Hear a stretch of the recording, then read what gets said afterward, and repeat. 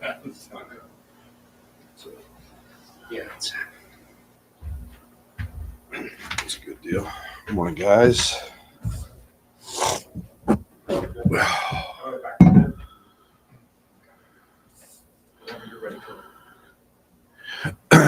Yeah, obviously, I usually set up here and recap a outcome of the Michigan game, and obviously with the court's hearing yesterday. I'll start with that. I think it's the court's decided that Terrence Shannon gets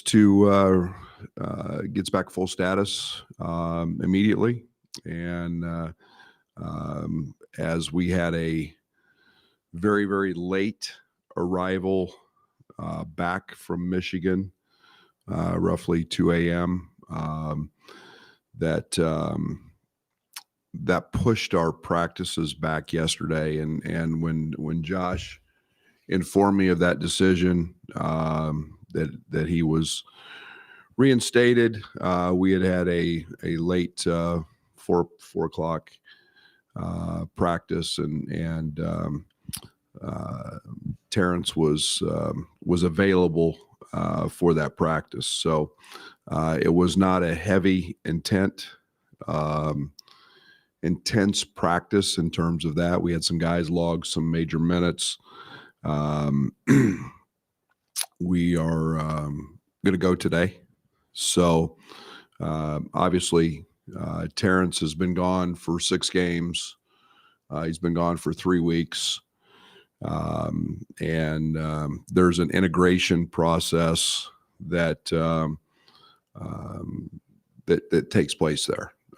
He has been away from the team in terms of team workouts. He was allowed to take part in individual workouts, continue his conditioning, continue lifting and doing those sort of things with Fletch, which was will help him. But there's obviously game shape and playing. I will not start him tomorrow.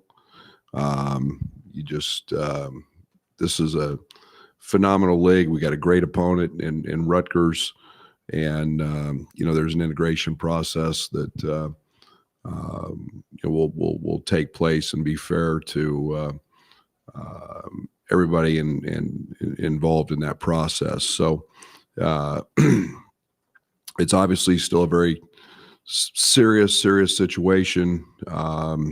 I'm not going to talk about the emotion of Terrence or anybody else. I'm going to say that it's basketball 101.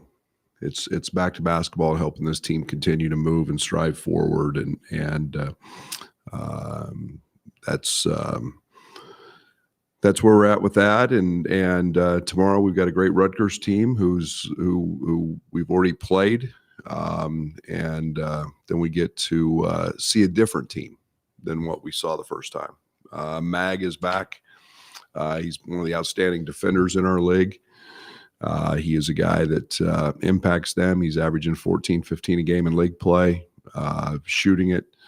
They have completely changed their lineup in terms of they're very big with him in the lineup, taking Noah Fernandez out, inserting Williams. We got 52% of our misses back in the first game. They haven't given up 26% since. 25 offensive rebounds against Nebraska the other night. And so, as always, Pike does an unbelievable job. This is one of the top defensive teams in the country. They are every year, and we expect to have to be better this Sunday than we were last Sunday. And that's our goal, is throughout all this, is to continue to get better every day, and we'll have to be good.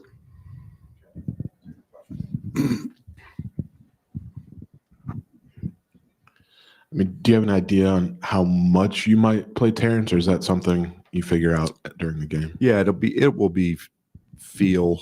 We'll get a better idea today in practice of where just he's at.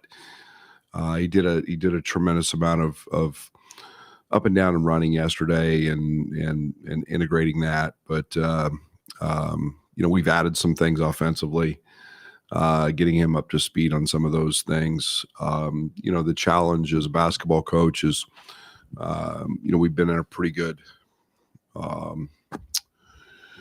We've been in a nice flow offensively, we don't want to upset the apple cart, so to speak, and so finding that out, but understanding also, what his value is to our team. We all know that.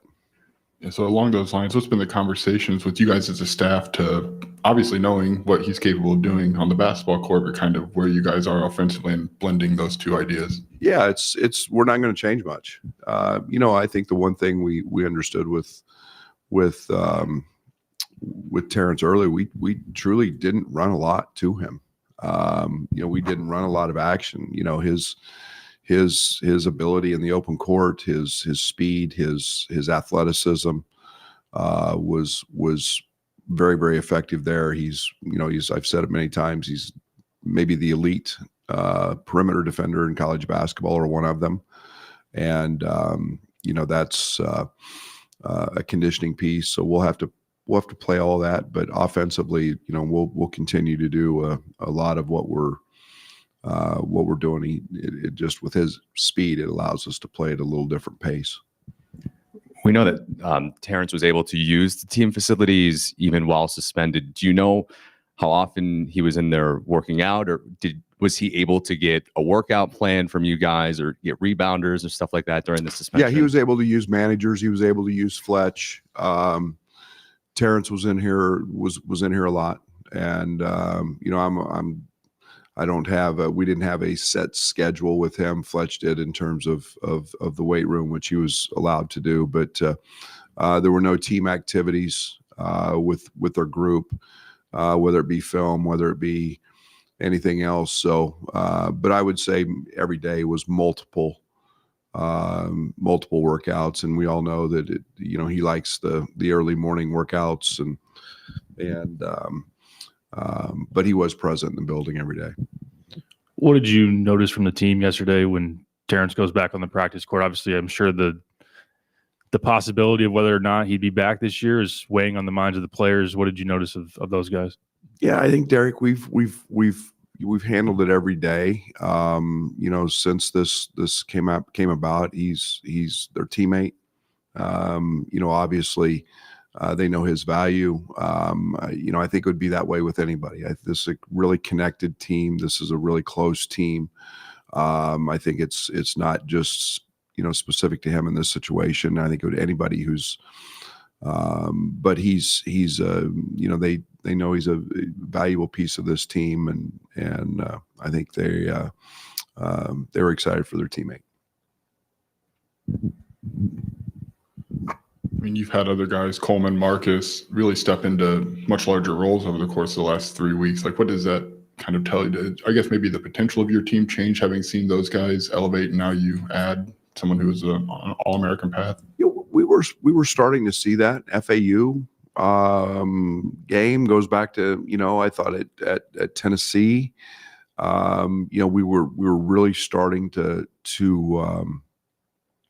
for lack of a better term, blossom in terms of where this team was going offensively. I think that we've continued to accelerate that. I think that being a top 10 team offensively, and eliminating some of the turnovers and continue to do that. But we were doing that at the really the start of our change, was still had him with us at that time, and now it's just that's my job, is to keep integrating that. And he's been gone 3 weeks and 6 games, and we're 4-2, and the connectivity of this team's never been better, and we'll just continue to grow that.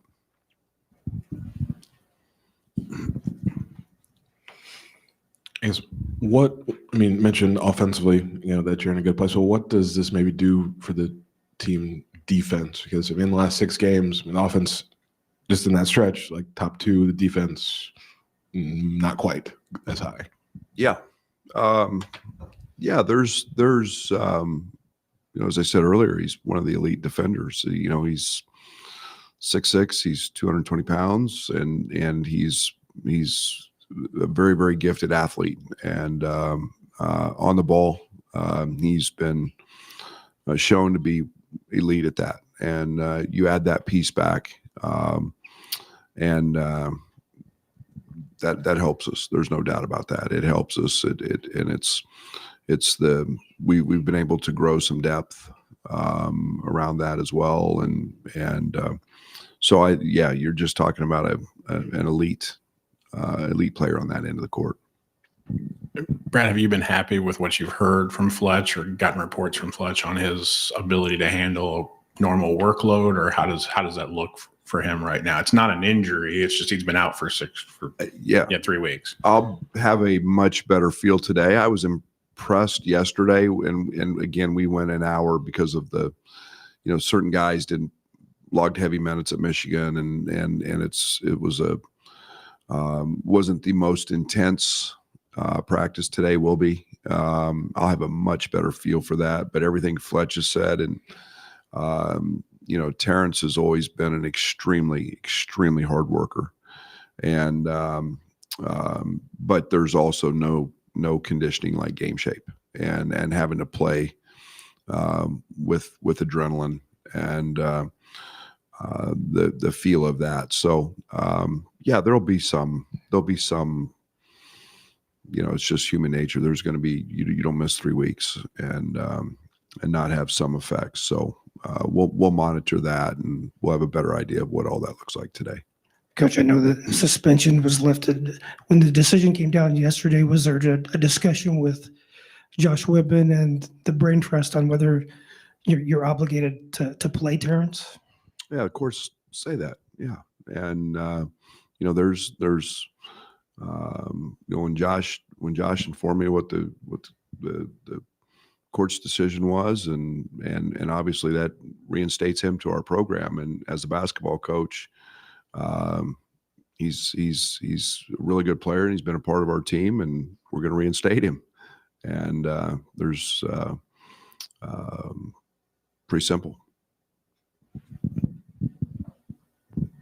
Brad, you don't go on the road until Wednesday, but as his coach, has there been conversations about how do we protect him when he goes on the road, on and off the court? Not yet, but there will be. This is a pretty rapid. Yesterday at 4:00, and Rutgers, and Rutgers some more, and reinstating him. But we'll have those in due time. Coach, what are some of the challenges and uniqueness when you start going back through the conference schedule, a second time? We played them early. I think they were finding themselves, and I think they found themselves. And again, they had their best player, in my opinion, or one of their best players. He was an all-league defender last year that had an ACL, and he came back. And he's playing at a really high level. So, Pike's teams are always tough. They're physical, but they have made changes, and they've made changes in their lineup. They've made changes in their personnel. They're physically very, very big. Moving Williams in the lineup at 6'4", Mag in the lineup. They move Woolfolk out, and in essence, they're playing 4 guards. But they're long, they're athletic. Their style hasn't changed as much, but just their personnel, and they've grown together. They're playing well together. Brad, is there some sense of relief that you at least just got an answer yesterday, and it's not just something that's going to cloud over the team, whether he's going to be back or not in Terrence? Well, let's understand it's still a really serious situation for Terrence, and I day to day. I worry about the guys that I have to coach. I'm the basketball coach here, and yesterday, Terrence joined our team again, and I've literally just tried to figure out how to keep moving the needle forward. like I said, I love this team. I love this group, and the courts decided that for us, and it's still a very serious situation to be dealt with, and we're sensitive to all of that. But yeah.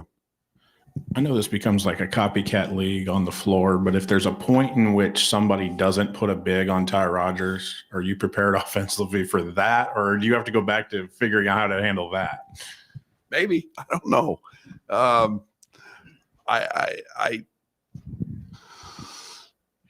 think so. I think so. I think that everybody's throwing bigs on Ty, and he's had a couple career highs, and Ty's so fast and in the open court that it causes problems. He's proven he's shooting a great percentage. He's getting fouled. His assist numbers are great. His turnover rate is really, really low. I just kind of look at it. Anytime we can get somebody to do something that maybe they don't practice every day, that they're having to scheme for us for, okay. But if they do play more traditional, we'll be fine. Brad, obviously Terrence's situation would be hard to ignore, especially for the teammates who went over to the hearing last week. How do you feel like they handled that while the uncertainty was there? And how do you feel like they'll handle all the outside noise that comes with him being back? Well, I think he's their teammate, so I think they're supportive of him. There's no doubt. But I think that the everyday approach is the only way we can take it. You hear me say all the time, it's keep it simple, keep it day to day, keep it, and we'll handle situations. This group has been extremely focused on the job at hand, and whether it was with Terrence gone in those 6 games, whether it's been without Amani, whether it was without Coleman early. This team has handled situations minus a teammate and kept it very, very, very, very true to the basketball form. That's my job, and I take that very seriously, and we'll continue to just handle things that way as it comes up with road games and every other situation. Coach Coleman Hawkins coming off a great game, obviously, but really a great stretch of basketball from him. Can you just comment on the season he's having, and has he turned a corner, just from a mental standpoint this season? I think so. I think it's the game simplified for Coleman. I think he's having fun playing basketball. I think he's having success because he's having fun.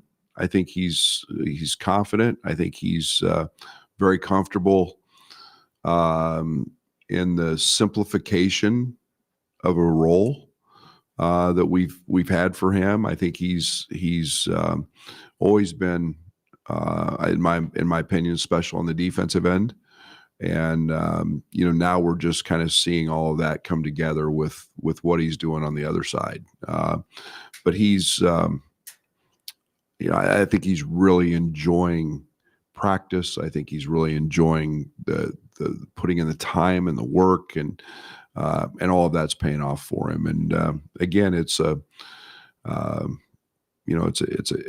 been a great process that I wish all student athletes could see, because he's gone from kind of a cheerleader as a freshman to now becoming truly one of the unique guys. And that performance the other night was fantastic against Michigan. I mean, we're obviously one of the worst teams in the country in forcing steals, and he may have had as many steals in one game as we had all season. So, but he was special. As a follow-up on that, did getting through the tendonitis, did that sort of unlock things for him, or was there a mental shift too for him? Well, I think when you feel good, you're where you feel discomfort, there's always a little mental anguish, maybe that it's not as fun. It hurts. It's having to play through something. And it's not that problem is gone full time. He's having to really continue to work very hard at that. And, Yeah, I'm sure that's part of it. I think just being a vet. I think the roles that we have him in have simplified things on the offensive side, and then again, I think it all just comes together, and it's fun to see him smiling on the court and having fun. Health question with Armani and his back deal, and also has the cold and flu season made it through your locker room yet? I hope it's through. Yeah, Heard it hit the head coach too. Yeah, it has been trying. I thought the other night was the healthiest we've been. Amani's closer. He's in a not full-fledged practices yet, but is gaining on that. So I hope even possibly today or maybe early next week that we have him available in practice. Obviously, emotions will be high in the State Farm Center tomorrow, but you've got a team that's a hard-nosed defensive team that's kind of in do or die mode. How do you kind of avoid what people would call maybe a trap game tomorrow? I don't think there's any trap games in the Big Ten. I think this league's brutal. I think they're all if you don't play, you lose. And there's nothing trap about it. Steve Peichel's one of the great coaches in the country. His teams are always you identify what his team is and what the game's going to be in scout and preparation, and you better go out and strap it up, and whatever the emotions are, we have to execute. We have to play hard. We have to be dialed in as a group and be a heck of a lot better this Sunday than we were last Sunday. Thanks, guys.